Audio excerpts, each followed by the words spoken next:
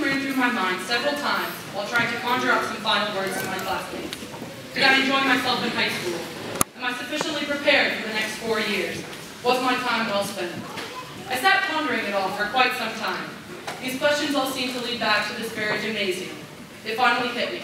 What better way to explain my high school experience than to compare it to my time spent on the basketball court? Freshman year begins just like the first quarter of the game. Everyone has fresh legs and they're ready to start things off. Everyone has practiced a number of times and it all leads up to the tip-off. The much anticipated moment finally comes and the game is already in full swing. Everything is a little chaotic in the beginning, but it slows down after the first few minutes. Suddenly, the ball ends up in your hands, your very first assignment. Setting yourself up correctly, you take the shot. If the ball passes through the net, congratulations, you've passed. However, if you don't use enough legs to perfect that follow-through, you're going to airball it and fail. Nonetheless, you'll have plenty of other opportunities to redeem yourself. Much like in the game of basketball, you are playing with people that you know. Your teammates are the people who you've grown up with. All the while, you are perfectly aware of the clock. Before too long, the buzzer sounds. You're already 1/4 of the way there. You get a short break, and before you know it, you're already returning for sophomore year, or the second quarter of the game. At this point, everyone has seen the other team and knows their style of play. You know what to expect and have a better idea of which way the game is going to go. The whistle sounds and a timeout is called. Your coach directs you to play defense on the star player of the opposing team. Your job is to play some of the tightest defense that anyone has ever seen. In this case, the star player represents a semester group project. If you don't cover the material completely, you're going to fail and end up on the bench. Your collective GPA will go down, much like your coach's satisfaction with you. Not only will your coach be unimpressed, but you could very well let down your teammates too. Your friends that surround you in your 4 years of high school, and life in general, often depend on you when they need you, and they will not hesitate to tell you if they are displeased with you. Luckily for you, you only let up a couple of baskets and sufficiently complete your task. The buzzer sounds once again and you head off to the locker room. You're a little tired, but it's halfway over.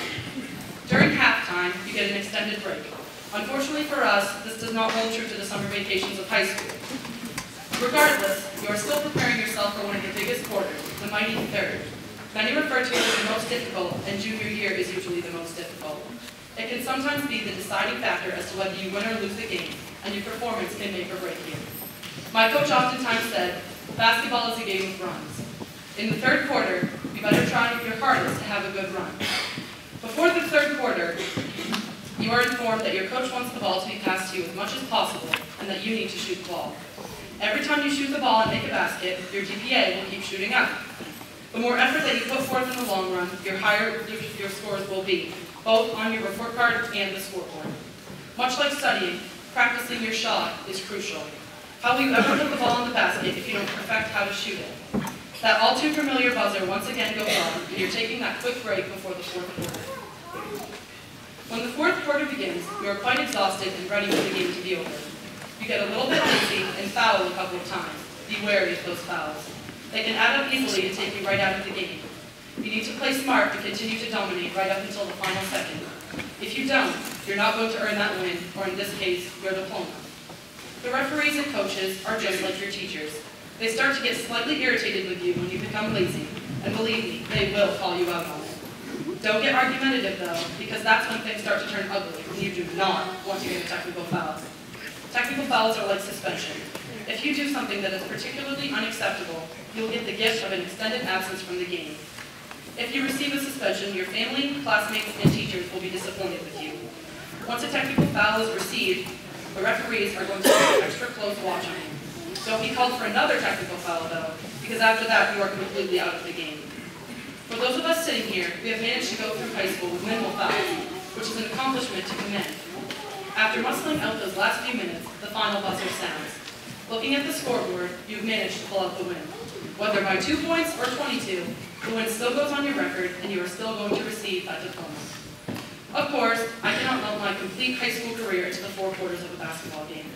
The statements I have made are only generalizations, and each person sitting behind me in their caps and gowns can relate in their own way. However, what about the heartache you endured when your love first dumped you? Or the time you spent with your family and friends? Or the time you had to address a congregation of people at a graduation? Some aspects of life cannot compare to a 5-on-5 game with a basketball. Regardless, the more important point is that we all think about how we spend our time in high school. I challenge my peers to ask themselves, would you do anything to change the person that you have become? If there's one thing that basketball has taught me about life, it is definitely that you get out of it what you put into it. High school is certainly no exception. If you take your extra time to perfect that shot or to study for your big exam, you will succeed and you will be rewarded. Those who simply put forth the minimum may get by, but everyone will know who they are. To my classmates, I encourage you to take as many shots as you can in life, and don't be afraid to chase after the rebound if you miss. Go for every loose ball and play the absolute best defense that you can. Be there for your teammates and reach out your hand to them if they fall down. There will be coaches that you like and don't like, but in the end, they are still your coach. Listen to what they have to say. If you make a mistake, own up to it. Avoid fouling to the best of your ability. Most of all, make sure that in the end, you've got more points on the scoreboard than your opponent. Congratulations, class of 2011. We have one more game.